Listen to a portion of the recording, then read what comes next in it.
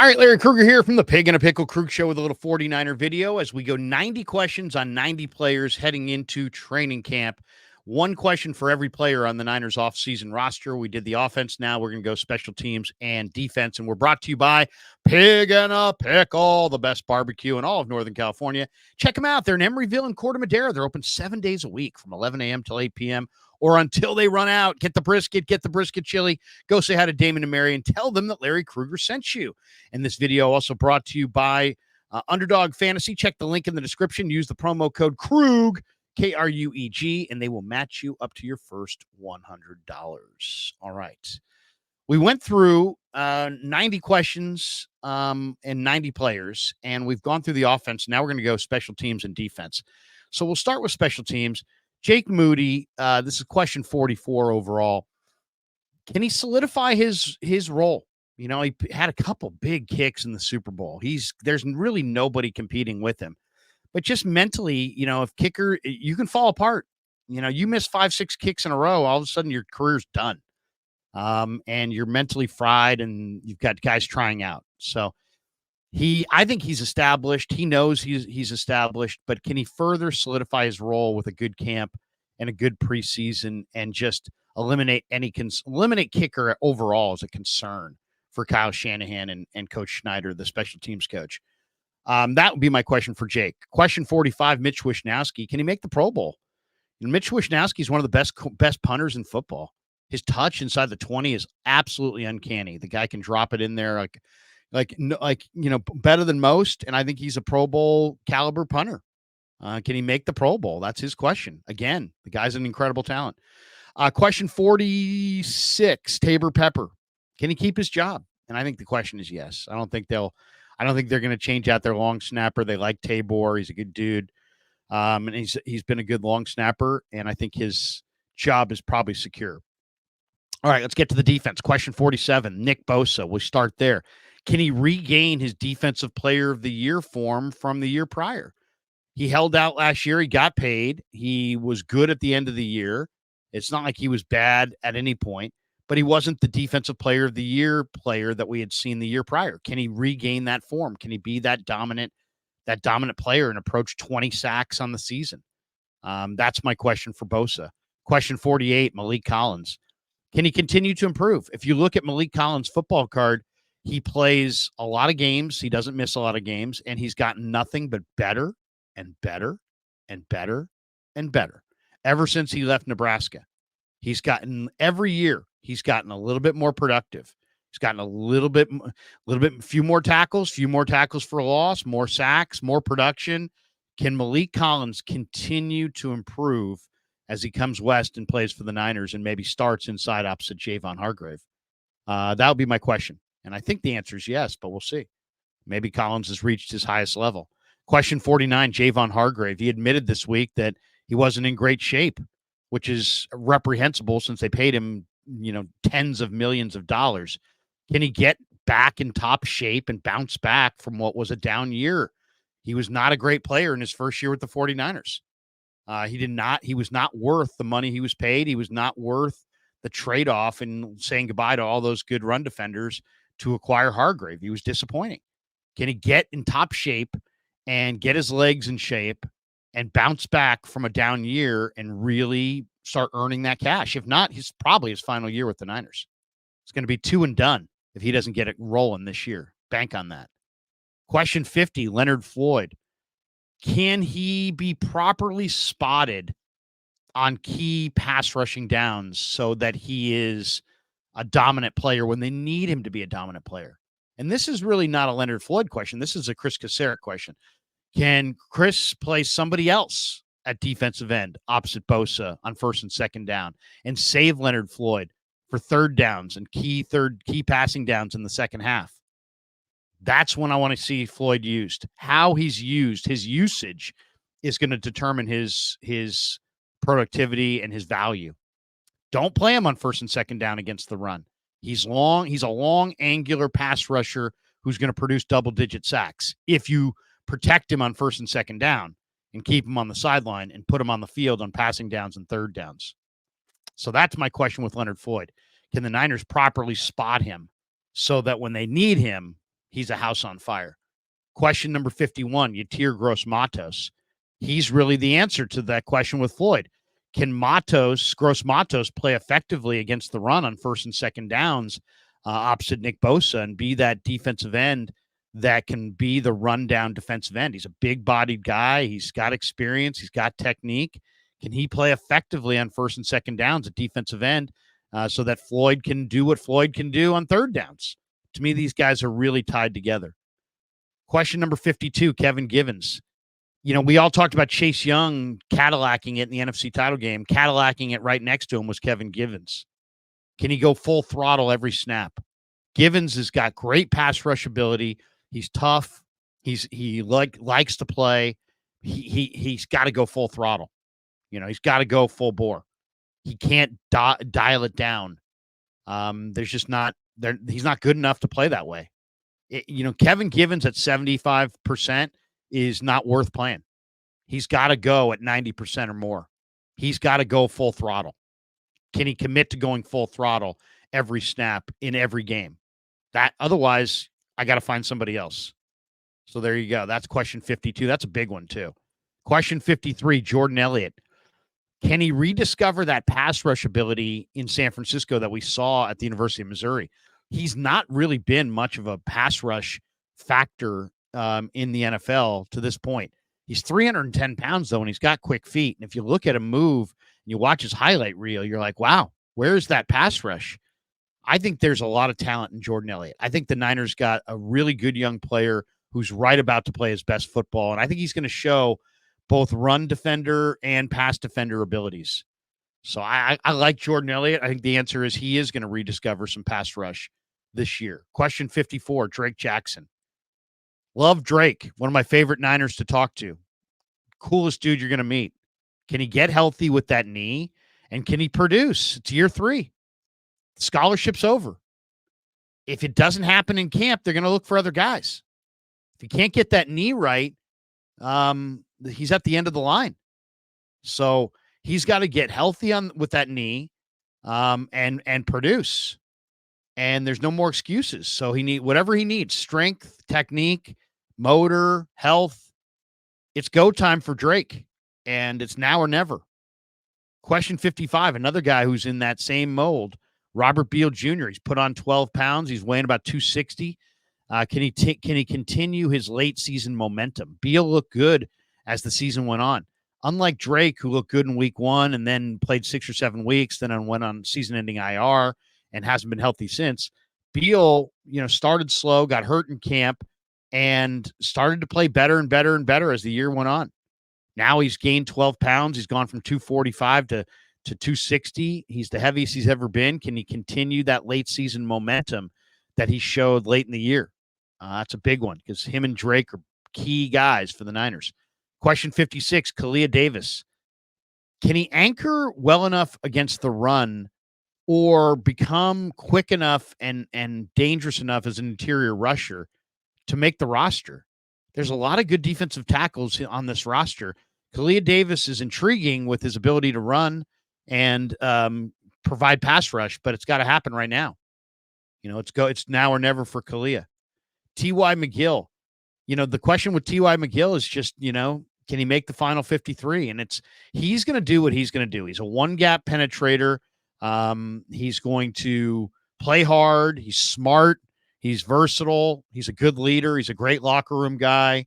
He'll go on the practice squad and give you depth and be that veteran guy ready at a moment's notice. But that's my question with T.Y. is just, can he make the roster? And if not, can he make the practice squad? Great dude, though. Absolute great dude. All right, question 58, Austin Bryant. Can he be up on game days? Can he get active? And this guy looks the part. He'll have some phenomenal practices. He's got long levers. He's a veteran. He's played in this league, but can he ever be activated on game days? Can he ever show enough to be activated on game days? Question 59, Alex Barrett, same thing. He's been on the practice squad the last couple of years. Can he see the field in a game?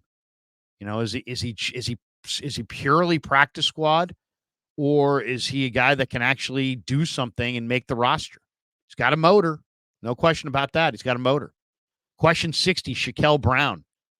Can he get his measurables to translate to on-field production? This guy is huge.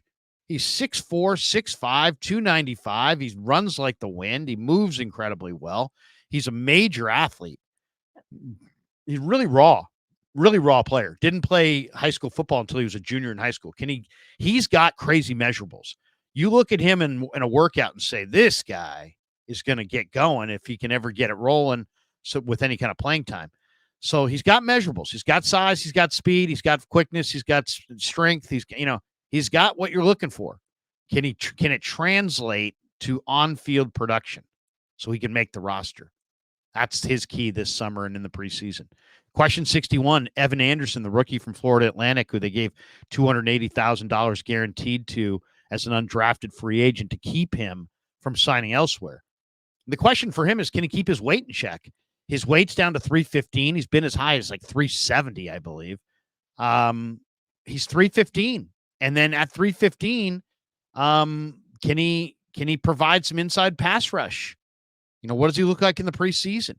Can he split double teams at 315 the way he did at 360? Does he have that functional strength with the less weight? And at the lesser weight, can he become more of a factor as a pass rusher? A lot of talent there. He's one of those guys. He wears number 60. It's question 61 on my list here, but Evan Anderson, keep an eye on Evan Anderson this summer. Question 62, Sam Okawayononu from Maryland. Can he open some eyes in camp with his speed off the edge? He's not built like a edge rusher, but he's a great athlete. He's a great athlete, and he's got a lot more speed off the edge than you would think. He doesn't look the part. He's like 6'1", 275, 280. He looks like he could be kind of an undersized defensive tackle or kind of a sawed-off, short, power-oriented defensive end. But then you look at him get out of his stance and get around the edge, and you're like, whoa, this guy's got some speed. So he doesn't look like an edge rusher, but he is at 6'1", 270. Can he flash some speed in camp to open some eyes? Can he flash in the preseason? He's a pretty good athlete. I'll say that. He's a pretty good athlete. Question number 63, Dre Greenlaw. Can he play at all this season? Or is he chalk up this year to rehab? I mean, he hurt the Achilles in the Super Bowl. It's got to be at least close to a 1-year rehab, right? For an Achilles, a ruptured Achilles. This guy's career is too valuable. This guy's value is too great. You cannot ruin this guy's career by rushing him back in November just because he wants to be out there. Protect Dre from Dre. That would be my question for him, is like, what's in his best interest of his career? To rush back and play this year, or to sit out this year and get it rolling next year? Hopefully they're good enough at linebacker where they don't have to rush him back. I say sit him for the full year. Question 64, Fred Warner. Can he be as effective without Dre? Dre Greenlaw is just an absolute menace. And you take him away, you got two guys on that second level, Fred and Dre. You take away Dre, now Fred's got to be the guy all by himself. Now he's, they're focusing on him and picking him off as a, they're looking for their O-line to pick him off. How does Fred play without Dre? That would be my question for him. Question 65, Devondre Campbell. Can he find the form that he showed 2-3 years ago? I don't think he's been as good the last couple of years as he was 3 years ago. 3 years ago, this guy was incredible. Ran the 4.5s, big, fast, strong, instinctive. Last couple of years, he's kind of backslid a little bit. Can he find that form of 2-3 years ago? Would be my question with Devondre Campbell. Question 66, D. Winters. Can he improve his lower body strength and explosion? He was bottom like 10th percentile as far as broad jump, vertical jump. He didn't do a lot of lifting with his legs at TCU. Can he improve that lower body strength and explosion to make himself more explosive, faster, and better against the run? That's my question. I'd love to know what he did in the offseason and if he improved that lower body strength and explosion. Question 67, Ezekiel Turner. Can he make an impact on special teams? This guy's got to be a very good special team player. The Niners have, between Turner, Flanagan Fowles, and Curtis Robinson, they got 3 linebackers there that are all pretty much make their hay on special teams. Only one of those guys is going to make the roster most likely. So who's it going to be? Demetrius Flanagan-Fowles. Can he make the 53? He's good enough to play from scrimmage, but he's better on special teams. With the depth that they have at linebacker with Winters and Graham and Bethune and can Flanagan-Fowles make the final 53-man roster? How many linebackers did they take, especially if they have to give themselves more roster spots at wide receiver and running back? Jalen Graham, can he show off his linebacker talent in the preseason? This guy is an awesome player. This guy had a great preseason last year. He's going to be a terrific linebacker. I'll make the prediction right now. If it's based on fairness and production and not contract and veteran status, I think Jalen Graham beats out Devondre Campbell and starts opposite Fred Warner at inside linebacker. I think he's just better. I think he's better, faster, more instinctive, better coverage player than Campbell. I think he's just a better player. And Graham was great in the preseason last year. If he follows it up with an equally great preseason this year, watch out. I mean, that is a terrific young football player. Question 70, Curtis Robinson. Can he earn one special team linebacker spot? That's really it. I mean, there's only going to be one special team linebacker spot. And Curtis Robinson is a former Stanford player, very smart, hard worker, really good special teamer. But he's got to be better than Ezekiel Turner and Demetrius Flanagan-Fowles and maybe Tatum Bethune as well. So that's his question. Question 71, Tatum Bethune. Can he run well enough to play in the NFL? He's got good instincts. He played well at Florida State, but you look at some of those numbers and you're like, well, I don't know. I mean, can he run well enough? Is he explosive enough against the run? I mean, you got to really run well in the NFL to play that. If you're going to play what the Niners play, which is, they play a ton of 4-2-5. So they got their wide 9, 4-man front. They have a 2-man on the second level, and then they play with their nickel a lot. That puts a lot of pressure on those two linebackers to have range. And does Bethune have the kind of range to excel in this defense? That's my question there. So can he run well enough to make the roster? Question 72, Talanoa Hufanga. Can he get the knee healthy? Can he play free safety? Is he only a strong safety in the box guy, or can he play the deep middle? And is that knee right? And when is it right? Do they rush him back? How does he come back? Has he diminished? Has he lost a step? It's a big season for Talanoa coming off the injury. Question 73, Jair Brown. Another guy. I know we can play in the box. I know we can hit. I know we can intercept passes down the field, but can he cover? Can he cover well enough in zone or man to play free safety in this defense? Can he cover? Can he be the field safety in a cover 3 and cover all those blades of grass? Or is he just a productive interceptor and a box player, and he's really at the NFL level, he's a strong safety.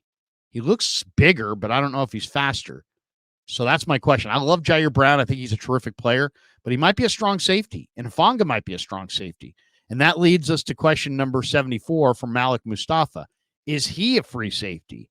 Is he good enough in coverage to start at free safety? Or do the Niners have 3 strong safeties in Mustafa, Brown, and Hufanga, and nobody really has the Earl Thomas ability in that cover 3 to really cover the field? So that'll be my question with Mustafa. I think Mustafa is really good. I think there's a chance that he's good enough to play at free safety. Question 75, George Odom. Can he remain dominant on these special teams coverage units? George Odom is an absolute tone-setting special teamer, dominant player, great free agent signing. Can he continue that level? Question 76, Eric Harris. Does he show enough in camp to make the practice squad? Older safety, not going to make the roster most likely, but could make the practice squad. He's a great guy too. Does he make the practice squad? He's got a terrific story. This guy worked at a potato chip factory. Went to a CFL tryout for the Hamilton Ticats, eventually made it to the league with the Falcons, and then got a contract with the Raiders. Will he make the Niners practice squad as a backup safety? And if not him, question 77 is Taylor Hawkins. Can he play free safety? He played corner at San Diego State. He looks good when you watch him moving around. He's at a good weight. I love the way he moves right now. Is he a good enough mover to play free safety? And does that edge him out or put him in front of Eric Harris for maybe one backup safety spot? Question 78, Jalen Mahoney. Can he play free safety? That's really the question for all these guys. That Hufanga can play in the box and Mustafa can play in the box, and there's no question. You look at Jair Brown; he's strong and he'll come up on the line of scrimmage. He'll hit you. He can play in the box. Do they have that player who can play free safety? And Mahoney might be it. Actually, he's actually looked pretty good. I'm eager to see what Jalen Mahoney looks like in the preseason because he's pretty natural movement out there. He's pretty active. He's got good footwork. He's smart. Yeah, Jalen Mahoney might make this team. That's not crazy talk. Question 79, Mooney Ward. Will he lose a step? Can he stay healthy? He's looking for that contract. Can he maintain his level of play, or does he start to regress a little bit? Can he stay healthy? Can he keep his groin and hammies in good shape? He seems like he has lower leg muscle pulls and issues throughout the year. Can he keep his legs healthy? Can he keep his legs in shape? Will he lose a step at all on the perimeter? That's my question with Mooney. For Demo, Lenoir, he's question number 80. Is he more valuable inside or more valuable outside? I think he might be more valuable inside. I know a lot of people want to put him outside as the starter opposite Mooney and find somebody else to play the slot. But you know what? I think they've got options outside, and I think Lenoir is so good against the run and so physical. He plays that inside spot, which is a very, very hard position to play, and he plays it at such a high level. I wouldn't look the gift horse in the mouth. Let Demo play inside. Question number 81, Darrell Luter. Can he start outside? I think this is in some ways the most impressive player from minicamp. This guy looks awesome.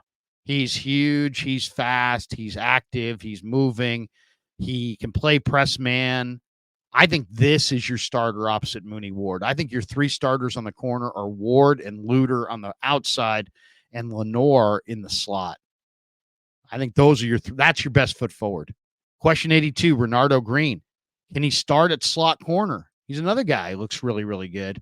Then there's also a chance he might be able to start at free safety if none of these other guys can play free safety. He's got free safety experience. So is Renardo Green a starter right away? Or does he play off the bench? He's got two different spots, free safety and slot corner, that I think he potentially could start at.